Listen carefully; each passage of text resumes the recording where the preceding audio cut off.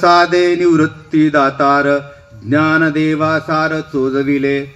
माऊलींनी इथं आपली गुरुपरंपरा पूर्ण वर्णन केलेली आहे. ही कुठून आलेली आहे? प्रत्यक्ष भगवान शंकरापासनं माऊलीची गुरुपरंपरा सुरू झालेली आहे. तिथनं मत्स्येंद्रनाथ, गोरक्षनाथ, गहिनीनाथ, निवृत्तीनाथ आणि पुढं ज्ञानदेव ही ज्ञानेश्वरांची श्री गुरु परंपरा आहे. आणि ज्ञानेश्वरीमध्ये त्याने अत्यंत आदरानं, अत्यंत आत्मीयतेनं आपल्या गुरुपरंपरेबद्दल ठिकठिकाणी वर्णन केलेलं आहे. अगदी जी पहिलीच ओवी आहे, दुसरी ओवी, देवा तूची गणेशु सकलार्थमती प्रकाशु मने निवृत्तीदासु अवधारी जोजी. ज्ञानेश्वरांनी आपली ओळख करून देताना तुम्ही त्यांची अभंग बघा किंवा ज्ञानेश्वरी बघा, कधीही मी विठ्ठलपंताचा असं म्हटलेलं नाही, असं उद्गारलेलं नाही आहे. किंवा मी भगवान विठ्ठलांचा भक्त आहे, किंवा मी सोपानदेवांचा भाऊ आहे, मुक्ताबाईचा भाऊ आहे. आपली माणसाची आयडेंटिटी असते ना. वेदपाठक सरांनी सांगितलं की मी अमक्या अमक्या कॉलेजमध्ये अमक्या विषयाचा प्राध्यापक आहे. ही माझी आयडेंटिटी आहे. ज्ञानेश्वरांनी स्वतःची आयडेंटिटी स्वतः निर्माण केली. त्यांची आयडेंटिटी काय? त्यांची आयडेंटिटी काय? मी निवृत्तीचा, मी निवृत्तीदासू. ही आपल्या सद्गुरूंच्या प्रती असलेली निष्ठा आहे. ही आपल्या सद्गुरूंच्या प्रती त्यांच्या अंतःकरणात असलेला समर्पण भाव आहे. आणि हा समर्पण भाव, ही श्रद्धा अत्यंत महत्त्वाची आहे. जोपर्यंत हा समर्पण भाव, ही श्रद्धा माझ्या मनात उत्पन्न होणार नाही तोपर्यंत गुरुची कृपा पण प्राप्त होत नाही आहे. श्री गुरूंनी माऊलीला अत्यंत उदार अंतःकरणानं दिलेलं आहे. उदार अंतःकरणानं मला गुरूंकडनं काही घ्यायचं असेल तर मी तेवढ्याच श्रद्धेनं, तेवढ्याच तन्मयतेनं, तेवढ्याच समर्पणानं श्री गुरूंना शरण जाणं पण अत्यंत आवश्यक आहे. ही आदर्श गुरुशिष्यांची जोडी आहे. निवृत्तीनाथ आणि ज्ञानेश्वरी आदर्श गुरुशिष्यांची जोडी आहे. दोघांनी आपल्याकडं काही शिल्लक ठेवलं नाही आहे. जेवढं समर्पण श्री गुरूंना करता येतंय तेवढं माऊलींनी केलेलं आहे. जे जे गुरूंना देता येते ते ती माऊलींनी दिलं आहे. आणि निवृत्तीनाथाने अत्यंत मुक्त हस्तानं माऊलींना त्याची परतफेड गुरुप्रसाद दिलेला आहे. ज्ञानेश्वरीची निर्मिती हा गुरुप्रसाद आहे, निवृत्तीनाथांची कृपा आहे. या निवृत्तीनाथांच्या कृपेमुळेच केवळ माऊलींनी ठिकठिकाणी सांगितलंय की मी हे महत्कार्य करू शकलो, मी ज्ञानेश्वरीची निर्मिती करू शकलो. हे केवळ श्रीगुरूंची कृपा आहे. हॅलो, हे जे ज्ञानदेवांनी जे देशिकार लेणं केलं, ते देशिकार लेण्याची निर्मिती केली, ती केवळ आपल्या श्रीगुरूंमुळेच केलेली आहे. श्रीगुरूंमुळेच हे शक्य झालेलं आहे. आणि एखादा समर्थ शिष्यच आपल्या गुरूंचं व्यापकत्व जाणू शकतो. गुरूंची पूर्ण कृपा त्याला प्राप्त होऊ शकते. आणि गुरुची पूर्ण कृपा प्राप्त व्हायची असेल तर शिष्यही तेवढाच समर्थ असणं, तेवढाच अधिकारी असणं अत्यंत आवश्यक आहे. आणि या ठिकाणी प्रत्यक्ष निवृत्तीनाथ आणि माऊली ज्ञानेश्वर हे दोघंही तेवढ्याच तोडीचे आहेत, तेवढ्याच उंचीचे आहेत, गुरु आणि शिष्य. या दृष्टीनं मला एक गोष्ट आठवते म्हणून सांगतो. काही वर्षांपूर्वी मी पावसला गेलो होतो, जिथं स्वामी स्वरूपानंदाचं समाधी मंदिर आहे. आमच्या गुरुजींना श्रद्धा आहे खूप त्यांच्याबद्दलची. तर मी दर्शन झाल्यावर, समाधीचं दर्शन घेतल्यावर असा इकडं तिकडं बघत होतो, तर तिथे एक मला असं डिस्प्ले करून ठेवलेलं दिसलं. तिथं शिष्य परंपरा, गुरुपरंपरा होती स्वामी स्वरूपानंदाची.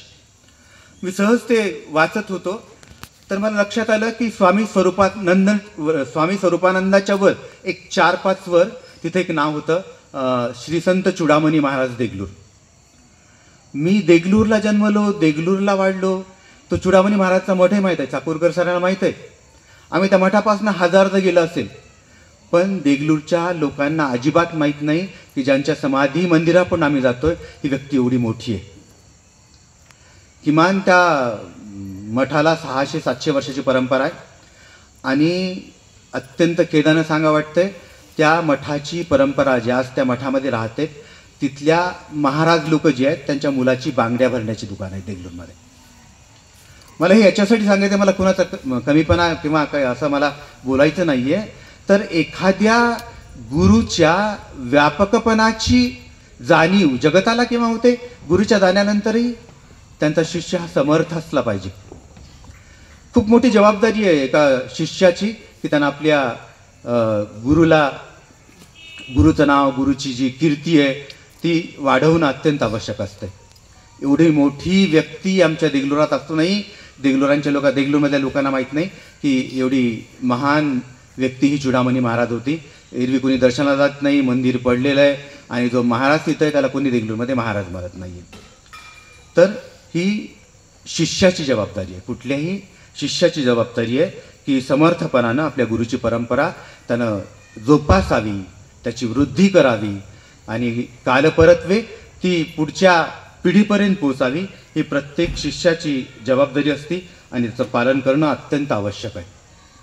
आज एवढ्या मोठ्या प्रमाणामध्ये महाराष्ट्रात वारकरी संप्रदायाचा वाढतोय. या सगळ्यांचं आद्य गुरुपीठ कुठे आहे? त्र्यंबकेश्वर. निवृत्तीनाथांची समाधी ही वारकऱ्यांचं आद्य गुरुपीठ आहे. हे कशामुळे झालं? हे माऊलींमुळे झालं. माऊलींनी सगळ्याला जाणीव करून दिली की सगळ्या वारकरी संप्रदायाचा हा संप्रदाय अजून हजारो वर्ष राहणार आहे. याला 1000 वर्षाचा इतिहास आहे आणि एवढ्या 1000 वर्षाच्या इतिहासामध्ये सगळेजण त्र्यंबकेश्वराला आपलं गुरुपीठ म्हणून आपली श्रद्धा निवृत्तीनाथांच्या चरणाप्रती ही लोक अर्पण करत असतात. हे समर्थ शिष्याचं लक्षण आहे आणि माऊली नक्कीच एक समर्थ शिष्य आहे. ज्ञानेश्वरीच्या पहिल्या अध्यायात जे मंगलाचरण आहे, मंगलाचरणामागचं कारण असतंय अनिष्ठाची निवृत्ती, इष्टाची प्राप्ती. आणि माणूस एखादं कार्य जेव्हा हातात घेतोय त्या कार्य करताना त्याला अंतर्बाह्य साह्याची आवश्यकता असते. मच्छर खूप चावायला लागले. अंतर्बाह्य साह्याची आवश्यकता असते आणि ही अंतर्बाह्य साह्य प्राप्त व्हावं म्हणून तिथं मंगलाचरण किंवा नमन असतं. माऊलींनी ज्ञानेश्वरीच्या सुरुवातीच्या पहिल्या अध्यायामध्ये हे मंगलाचरण आणि हे नमन केलेलं आहे. कारण त्यांना श्री गुरूंच्या अंतर्बाह्य साह्याची आवश्यकता भासली होती. गुरु नक्कीच आपणाला या ग्रंथ रचनेच्या कार्यात आंतरिक सहाय्य करतील अशी श्रद्धा माऊलींची होती. म्हणून त्यांनी इथं सुरुवातीच्या काळामध्ये नमन केलेलं आहे. सज्जनो, ज्ञानेश्वरीच्या निर्मितीचा प्रसंगच अत्यंत आल्हाददायक आहे.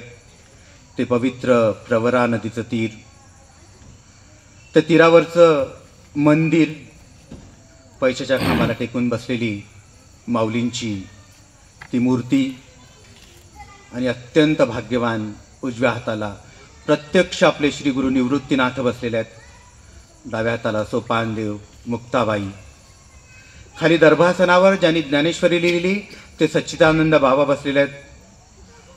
श्रोते मोठ्या प्रमाणात जमा झालेत कारण त्यांना कळालं आहे ज्या गीतेचं ज्ञान आम्हाला मिळवणं अवघड होतं कारण ती संस्कृतामधली आहे, ती आम्हाला मराठीतून कळणार आहे. प्रचंड श्रोते जमा झालेले आहेत आणि माऊलींच्या तोंडातून पहिला शब्द बाहेर पडतोय, ओम नमो ज्याद्या.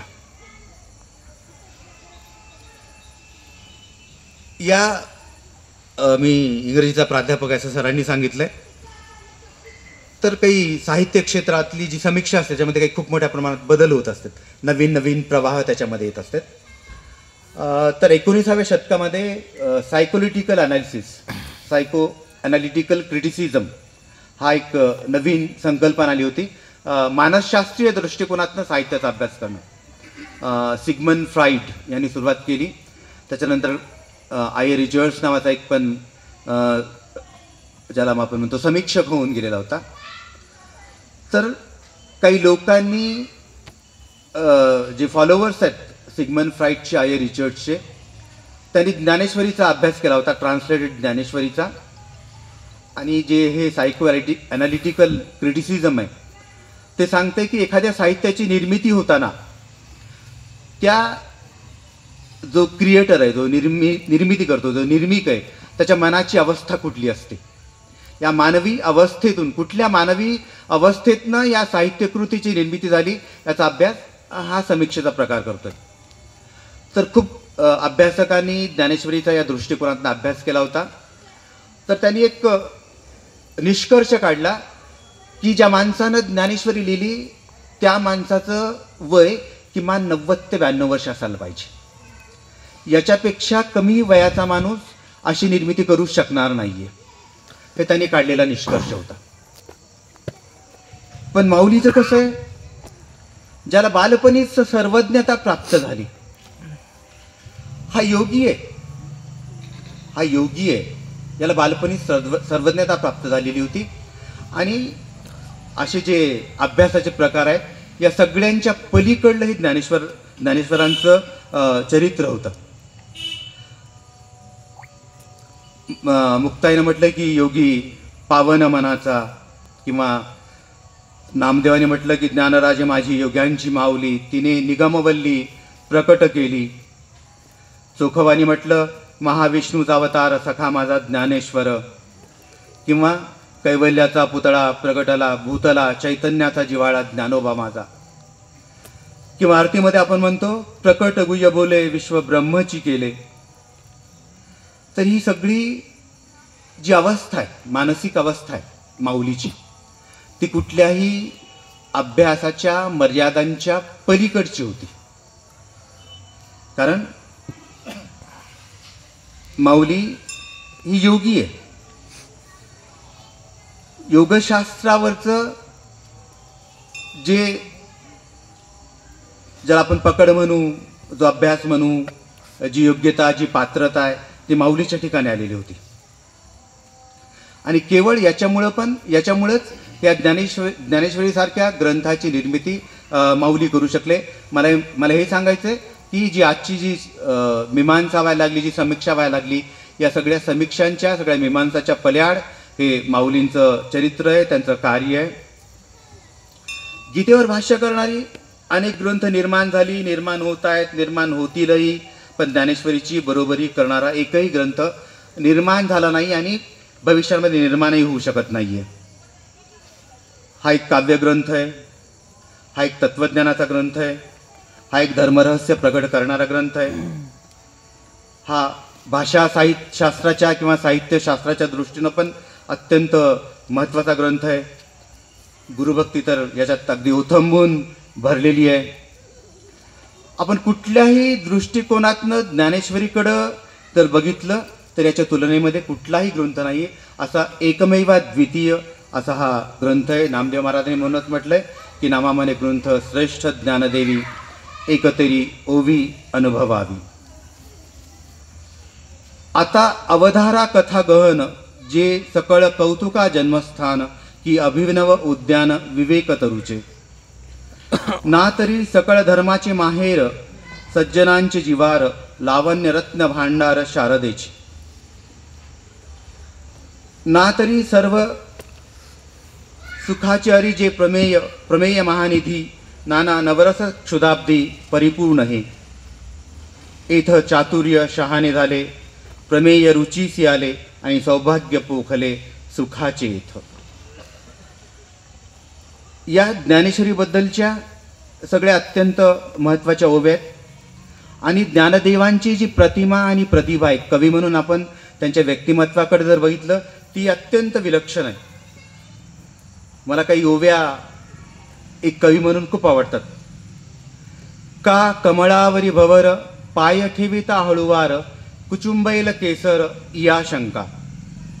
किंवा पै मोहाचे नि सांगाडे, लासी पिले धरी तोंडे, तेथ दाताची आगरडे केवी घडे. कसली प्रचंड वेगळी कवी कल्पना आहे, कसली प्रचंड वेगळी ही प्रतिमा आहे. आपण कधी विचार तरी केलाय का हो? मांजरी जेव्हा तिच्या पिलाला त्याचं जे मान आहे ती अशी पकडते, आपण म्हणतो की ती एका घरात राहत नाहीये, किती तर घर आपल्या पिलाला घेऊन फिरते. जी मांजरी ज्या दाताने उंदराचा फडशा पाडते, तीच मांजरी आपल्या पिलाला अलगद उचलून घेते. का नाही टोचत तो त्या मांजरीचे तीक्ष्ण दात पिलाला का नाही टोचत? किती सुंदर वर्णन केलंय. त्यामागचं कारण काय आहे? मातृप्रेम. जेव्हा ती मांजरी पिलाला उचलून नेते, तिच्या मनामध्ये त्या पिलाबद्दलचं प्रेम अगदी ओतप्रोत भरलेलं आहे. तो मोह आहे. माऊली त्याला मोह म्हटलंय. पुत्राबद्दलचा, पिलाबद्दलचा मोह आहे. आणि केवळ या मोहामुळं त्या जे मांजरीचं पिलू आहे त्याला तिच्या दातांचा हा काही त्रास होत नाहीये. म्हणजे एखादा सिद्धांत जेव्हा मांडायचा आहे माऊलीला, हा सिद्धांत सामान्य माणसाच्या लक्षात यावा यासाठी त्यांनी अत्यंत सामान्य माणसाच्या जीवनातल्या प्रतिभांचा आपल्या साहित्यामध्ये वापर केलेला आहे. मी याच्यासाठी सांगतोय कारण हे सगळं केवळ सद्गुरूंच्या कृपेमुळं शक्य झालं असं वारंवार आणि वेगवेगळ्या ठिकाणी ज्ञानदेवांनी या ग्रंथात सांगितलं आहे. त्यांनी आपल्या श्रीगुरूंना चिंतामणी म्हटलं आहे.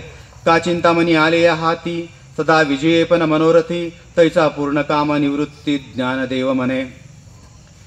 माझे श्रीगुरू कोण आहेत? माझ्यासाठी माझे श्रीगुरू हे चिंतामणी आहेत. आता चिंतामणीच्या त्या मागच्या सगळ्या गोष्टी मी सांगणार नाही आहे, पण माणसाची इच्छा आहे, जे त्यांना मनात चिंतिलं आहे ते ज्याच्याकडनं मिळतं आहे तो चिंतामणी. निवृत्तीनाथ हे माऊलीसाठी काय ते चिंतामणी आहेत. तैचा पुढती तोची म्यावंदिला श्रीगुरूची, तो अभिलाषित मनोरथीची पुरविता. श्रीगुरू माझ्यासाठी काय अभिलाषित मनोरथू. माझ्या मनात जी जी इच्छा उत्पन्न होते ती इच्छा पूर्ण कुणामुळे होते? माझ्या श्रीगुरूंमुळं, श्रीगुरु कृपेमुळं होते असं माऊलींनी स्वतःहून वर्णन केलेलं आहे. त्यांच्या गुरुप्रती असलेली त्यांची निष्ठा, त्यांचा श्रद्धाभाव या ओव्यांमध्ये अगदी ठासून भरलेला आहे. आता देईजी अवधान, तुम्ही बोलविले आम्ही बोलेन, जैसे चष्ये सूत्राधीन दारुयंत्र. आता देईजी अवधान, तुम्ही बोलविले आम्ही बोलेन. हा बोलण्याचा अधिकार माझा नाही आहे, बोलण्याची क्षमता ही, बोलण्याची पात्रता माझी नाही आहे. मी केव्हा बोलवणार आहे? केव्हा बोलणार आहे? तुम्ही जर माझ्याकडनं बोलवून घेतलं तरच मी बोलणार आहे. तर खूप सुंदर सांगितले माऊलींनी. कशाचं? जैसे चेष्टे सूत्राधीन दारुयंत्र. कळसूत्री बाहुली, या बाहुलीचा खेळ कोणाच्या हातात असतोय? ज्याच्या हातात दोऱ्या आहेत. त्या दोऱ्या जशा त्याची मुवमेंट करतोय दोऱ्यांची, तशी त्या कळसूत्री बाहुल्यांचा नाच चालू असतोय. माऊली काय म्हणते? मी पण कळसूत्री बाहुली आहे. कुणाच्या हातातली? माझ्या सद्गुरूंच्या हातातली. माझे सद्गुरू मला जसं नाचवतील तसं मी नाचणार आहे. माझे सद्गुरू मला जसं बोलवतील तसं मी बोलणार आहे. याच्यात माझं मी पण कुठलंच नाही आहे. मीही सद्गुरूचा, माझ्या क्षमताही सद्गुरूंच्या, माझं बोलणंही सद्गुरूंचं, माझं नाचणंही सद्गुरूंचं. हे सगळं सद्गुरूंमुळेच शक्य आहे. आणि ज्ञानेश्वरीतल्या मी बोलून गेलो की एक 500 ते 550 ओव्या निघतील. त्यातलं मला भावलेल्या काही ओव्या आज मी तुमच्या पुढे ठेवणार आहे. पहिली येते त्यातली, मद हृदय सद्गुरू, जेने तरिलो हा संसार पुरी, मनोनिविशेषात्यादरू विवेकावरी. विवेक. मद हृदय सद्गुरू, जेने तरलो हा संसार पुरू, मनोनिविशेष अत्यादरू विवेकावरी. माझ्या जीवनात जो विवेक आहे, जो काही आहे, तो विवेक कुठून आला? माझ्या श्रीगुरूंकडनं प्रसाद म्हणून हा विवेक मला प्राप्त झालेला आहे. हा भवसागर पार करण्यासाठी जी आवश्यक असेल जी विवेक शक्ती आहे ती माझ्या सद्गुरूंकडनं मला मिळालेली आहे. श्रीगुरू तत्वचिंतनात श्रीगुरू कुणाला म्हणायचं? जे यथार्थ ज्ञान देतात ते श्रीगुरू, जे परब्रह्माचं ज्ञान देतात ते श्रीगुरू.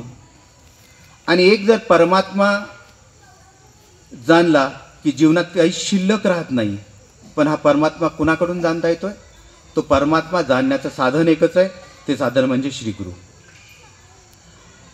अज्ञानानं जे भासतंय ते ज्ञानाने निवृत्त होत आहे. श्रीगुरूंमुळं माऊलींना अध्यात्मज्ञान प्राप्त झालेलं आहे. अध्यात्म कशाला म्हणायचं?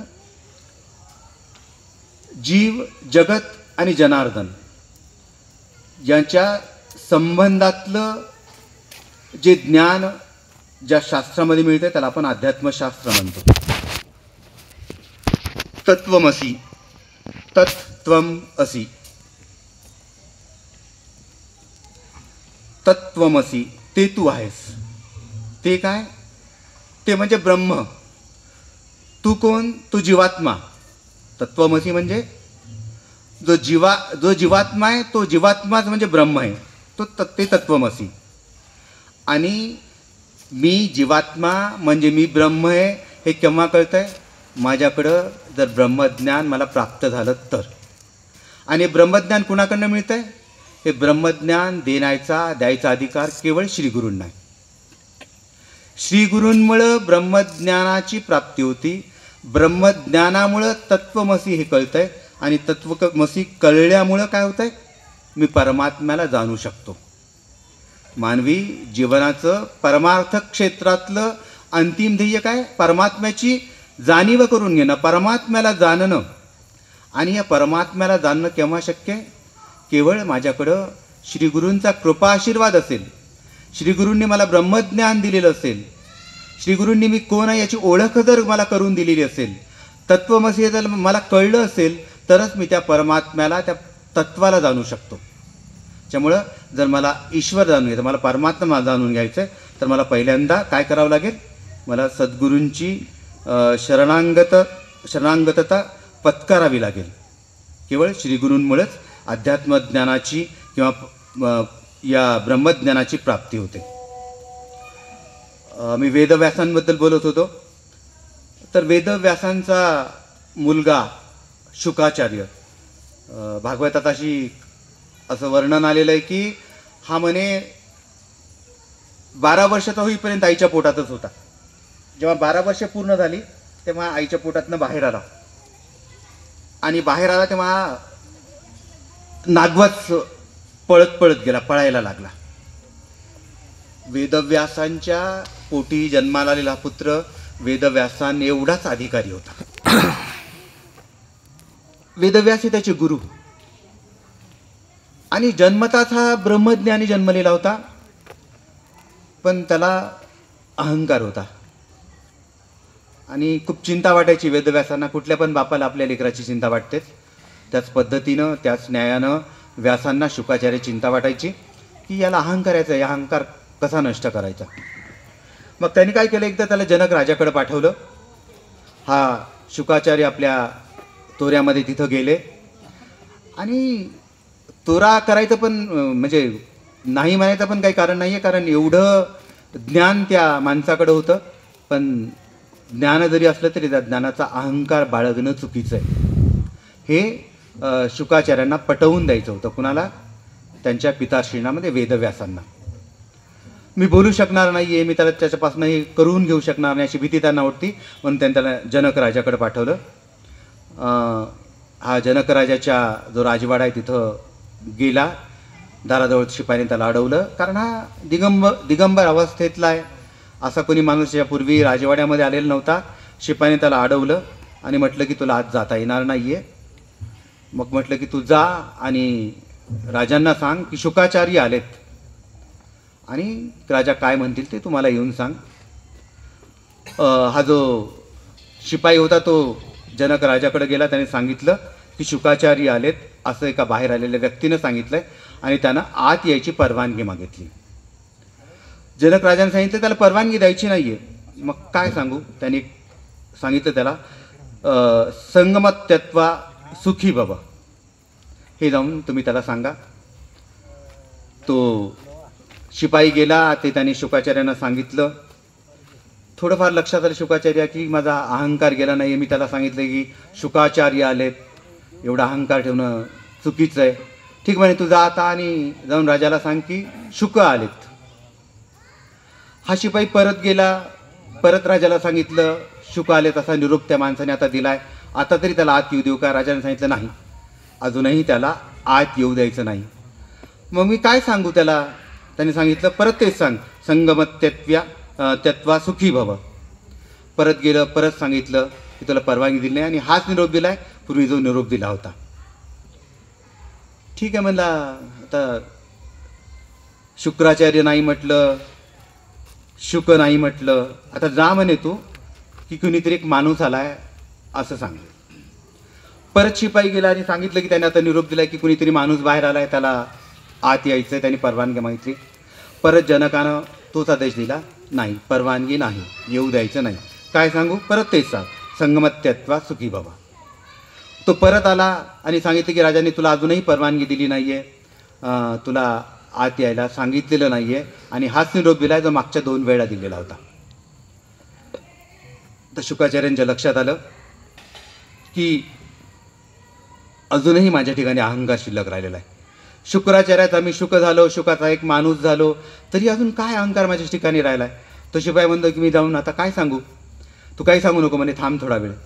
आणि काही क्षणामध्ये स्वतः राजा जनक आपलं सिंहासन सोडून तिथं आले आणि त्यांनी शुकाचार्यांना आत घेऊन गेलं. त्या दोघांमध्ये काही संवाद झालेला आहे, संवाद पण भागवतामध्ये आलेला आहे. त्यांनी सांगितलं की हा देह म्हणजे तू नाही आहेस. तू काय शेवटी काय म्हटलं होतं की एक व्यक्ती आली. व्यक्ती कुणाची सापेक्षता सांगतोय का देहाची सांगतोय. तू म्हणजे तुझा देह नाही आहे. मी सुरुवातीला एकदा बोलून गेलो की मला कुठं जन्माला यायचं आहे, मला आईवडील कोण पाहिजे, हे माझ्या हातात काहीच नाही. तो चॉईसच नाही आहे माझ्याकडं. त्याला जिथं जन्माला घातलं तिथं जन्माला यावं लागतं आहे आणि जे नाव दिलं ते नाव उच्चारावं लागतं आहे. त्यांनी सांगितलं की तू ते नाव ते देह आहे ना, तो देह तुझा नाही आहे, तो कुणीतरी तुला दिलेला आहे. त्यामुळे त्या देहाचा पण अहंकार तुझ्या ठिकाणी असायला नको. आचार्यपद गेलं, शुक गेला, देहाचा अहंकार गेला. आणि हे सगळं साध्य कसं करून घेतलं वेदव्यासांनी. हे का श्रीगुरूंचं लक्षण आहे. आपल्या शिष्याप्रती जर त्यांना विवेक जागा करायचा असेल तर ते कसं करून घ्यायचं, त्याचं एक उत्तम उदाहरण हे शुका आणि वेदव्यासांचं आहे. ते आपल्या त्यांनी राजा जनकाकडनं करून घेतलेलं आहे. वेळ संपतोय का? 5-7 मिनटं.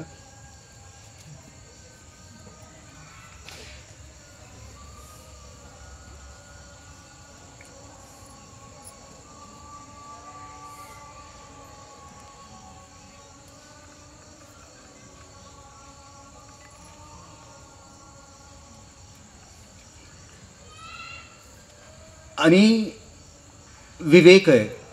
मज हृदयी सद्गुरू जेने तरिलो हा संसार पुरू, म्हणून विशेष अत्यादरू विवेकावरी. मी थोडंसं विवेकावर चिंतन मांडतो. कशाला म्हणायचं, ज्या जगात आपण जगतोय ती सगळी सरमिसळ झालेली आहे. चांगलं काय, वाईट काय, सत्य काय, असत्य काय, नीतीचं काय, अनितीचं काय, धर्माचं काय, अधर्माचं काय, यात फरक करण्याची जी क्षमता आहे माणसाच्या अंगी, त्या क्षमतेला विवेक म्हटलेला आहे. सद्गुरूंच्या कृपेमुळं, सद्गुरूंनी दिलेल्या ज्ञानामुळं माणसाच्या जीवनात विवेक निर्माण होतोय. आणि हा कधी नव्हे ते, मी तर म्हणतो की मानवी इतिहासामध्ये कधी नव्हे तेवढी विवेकाची आवश्यकता आजच्या काळामध्ये निर्माण झालेली आहे. प्रचंड प्रमाणामध्ये जगामध्ये चांगल्या वाईटाची, सत्य असत्याची सरमिसळ झालेली आहे. मी किती जरी प्रयत्न केला यातलं मला चांगलंच उचलून घ्यायचं आहे, मी चांगलं उचलून घ्यायचा प्रयत्न करताना नक्कीच त्याच्यासोबत काहीतरी वाईट येणारच आहे. जे उचलून घेतो ते केवळ शुद्ध असेल, जे सत्व असेल ते केवळ धर्माला धरून असेल, ते केवळ नीतीला धरून असेल, याची शाश्वती आजच्या समाज जीवनामध्ये राहिलेली नाही आहे. त्यामुळे मी म्हटलं की कधी नव्हे एवढी मानवी इतिहासामध्ये आज विवेकाची आवश्यकता निर्माण झालेली आहे. एकदा दुर्योधनाला विचारलं गेलं की तू असा का वागतोस, तुला कळत नाही का चांगलं काय, वाईट काय, सत्य काय, असत्य काय, धर्म काय, अधर्म काय. कारण ज्या गुरूंजवळ अर्जुनाने शिक्षा घेतलेली होती त्याच गुरुजवळ दुर्योधनाचं पण शिक्षण झालेलं होतं. मग असं का करतोस, तर खूप सुंदर उत्तर दुर्योधनाने दिलेलं होतं. जानाम्य धर्म नचमे प्रवृत्ती, जानाम्य अधर्म नचमे निवृत्ती. मला हे याच्यासाठी सांगायचं आहे की विवेक कशाला म्हणायचं. काय म्हणतो दुर्योधन, मला याचं पूर्ण जाणीव आहे की धर्म काय, मला याची पूर्ण जाणीव आहे की अधर्म काय, चांगलं काय, वाईट काय, सदाचार काय, दुराचार काय, या सगळ्या गोष्टीचं ज्ञान माझ्याकडे आहे. पण अडचण काय माझी, चांगलं कळूनही चांगल्या मार्गाने मी जाऊ शकत नाही. चांगलं कळूनही चांगल्याकडे जायची प्रवृत्ती नाही आहे माझी. वाईट काय आहे हे कळूनही वाईटापासून दूर जायची शक्ती माझ्यात राहिलेली नाही, त्याच्यापासून निवृत्तीची शक्ती माझ्यामध्ये राहिली नाही. हा एक वेगळ्या प्रकारचा अविवेक आहे. तर जे वेगवेगळ्या प्रकारचे अविवेक आहेत जे मानवी जीवनामध्ये निर्माण व्हायला लागलेत आणि केवळ माणसाच्या दुराचारामागचं, माणसाच्या वाईट वागण्यामागचं, माणसाच्या दुःखामागचं कारण त्याच्या मनात निर्माण झालेलं अविवेक आहे. आणि हा निर्माण झालेला अविवेक केवळ विवेकाच्या प्राप्तीमुळं नष्ट होणार आहे, तो नाहीसा होणार आहे. आणि हा विवेक जर मला पाहिजे असेल तर तो विवेक मला कुठं मिळणार आहे? सद्गुरूंच्या सानिध्यामध्ये. सद्गुरूंच्या कृपेमुळं, सद्गुरूंनी दिलेल्या ब्रह्मज्ञानामुळं या विवेकाची प्राप्ती होणार आहे. आणि जर एकदा विवेकाची प्राप्ती जर झाली तर जो परमात्मा आहे त्या परमात्म तत्त्वाचं सगळं ज्ञान मला होणार आहे. मज हृदयी सद्गुरू हे केव्हा शक्य? मज हृदयी सद्गुरू जेणे तरिलो हा संसार पुरू म्हणून विशेष अत्यादरू विवेकासी. हे केव्हा शक्य? त्याच्यानंतर माऊली सांगितलं आहे काय करायचं आहे. गुरुचं अधिष्ठान कसं निर्माण होईल माझ्या हृदयामध्ये, माझ्या अंतःकरणामध्ये. आता हृदय आपुले चौफाळून आभले वरी बैसवी पावले श्री गुरुची. आपल्या घरी जर पाहुणा येणार असेल तर आपण खूप तयारी करतो, घर स्वच्छ करतो. तसं मला हे कळलं आहे की माझ्या हृदयामध्ये श्रीगुरूंना जर मी अधिष्ठान प्राप्त करून दिलं, मला ब्रह्मज्ञानाची प्राप्ती होईल. ब्रह्मज्ञानाची प्राप्ती झाली तर माझ्या मनातला विवेक जागा होईल. विवेक जागा झाली, मला ब्रह्मज्ञानाची प्राप्ती होईल तर मला परमात्म तत्त्वाचं ज्ञान होईल. मला तत्त्वमसी हे पण ज्ञान होईल. माझं आचरण सुधारेल आणि मी त्या परमेश्वराच्या जवळ जाईन. याच्यासाठी करायचं काय? माझ्या हृदयामध्ये मला श्रीगुरूंचं अधिष्ठान निर्माण करायचं आहे. आणि अधिष्ठान निर्माण करण्यासाठी काही तयारी करणं आवश्यक आहे. ते तयारी ती माऊलीनं सांगितली. काय करायचं आहे? माझ्या हृदयाचा चौरंग करायचा आहे. मी सुरुवातीनंतर श्रीगुरुतत्व हे अत्यंत विस्तारलेलं, अत्यंत व्यापक पण असलेलं तत्त्व आहे. हे व्यापक तत्त्वाला माझ्या हृदयात जर अधिष्ठान निर्माण करून द्यायचं असेल तर स्वतःचं हृदय पण व्यापक करणं अत्यंत आवश्यक आहे. आता हृदय आपुले चौफाळून या भले. याचा अर्थ काय? मला माझं हृदय तेवढं विशाल करायचं आहे. या विशाल हृदयामध्ये तो अत्यंत व्यापक असलेला सद्गुरू येऊन वास करणार आहे. ही तयारी मला करायची. अजून मला अर्धा तास तरी बोलायचं होतं पण आपलं उशिरा सुरू झालेलं आहे. तर आज मी समारोपावर अवघ्या काही मिनिटांमध्ये मी संपवणार आहे. अगदी 9व्या अध्यायामध्ये तर माऊलीनी ज्याला आपण म्हणतो की हायटच करून ठेवली, असं इतकं सुंदर सद्गुरूंचं स्तवन केलेलं आहे. थोडंफार ओव्या मी तुमच्यापुढं ठेवतो. नमो विशदबोध विदग्धा विद्यारविंद प्रबोधा परा प्रमेय विलासिया. नमो संसारतम सूर्या अप्रतिम परमवीर्या तरुण तरतुर्या लालन लीला. नमो जगत्खील पालना मंगलमणी निधाना स्वजनवन चंदना आराध्यलिंगा. नमो चतुरचित्त चकोर चंद्रा आत्मानुभव नरेंद्रा श्रुतिगुण समुद्रा मन्मथ मन्मथा. नमो सुभाव भजन भाजना भवे भकुंभ भंजना विश्वोद्भव भूनना श्री गुरुराया. तर या जेवढ्या ओव्या आल्यात त्याच्यामध्ये अत्यंत उत्कट भाव या 5 ओव्यांमध्ये ज्या 9व्या अध्यायाच्या नमनामध्ये माऊलींनी लिहिल्या त्याच्यात हा आलेला आहे. तर याचा पण मला थोडासा विस्तार करायचा होता. ठीक आहे.